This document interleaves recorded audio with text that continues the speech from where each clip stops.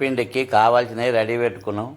ఇగో ముందుగానే ఆనపకాయను రుబ్బి ఆనపకాయ, జీలకర్ర, ఎల్లిపాయలు తగినంత ఉప్పేసి రుబ్బినాం. వరిపిండి దీనికి కావాల్సినవి ఇగో పచ్చి ఉల్లాకు, కల్జామాకు, పల్లీలు ఎంచుకొని పొట్టు తీసుకున్నాం. శనగపప్పు నానబెట్టుకొని ఇందులో పోసుకున్నాం. ఒక అర చెంచాడు పసుపు, ఈ నువ్వులు, వీటి అన్నిని ఇప్పుడు ఈ పేస్ట్ తోటి నీళ్ళు పోయకుండా కలుపుకోవాలి. మొత్తం పిండిని ఇలా కలుపుతూ ఉండాలి. మెత్తగా కలుపుకొని ఒక 10 నిమిషాలు పక్కకు పెట్టుకోవాలి. ఇప్పుడు సరపిండి ఒక మట్టి కంతులో పెడుతున్నాం. దానికి మొత్తం నూనె పూసుకున్నాం. నూనె పూసుకొని పిండిని చిన్న ముద్దను అందులో వెడల్పుగా ఒత్తుకోవాలి ఇలా చేత.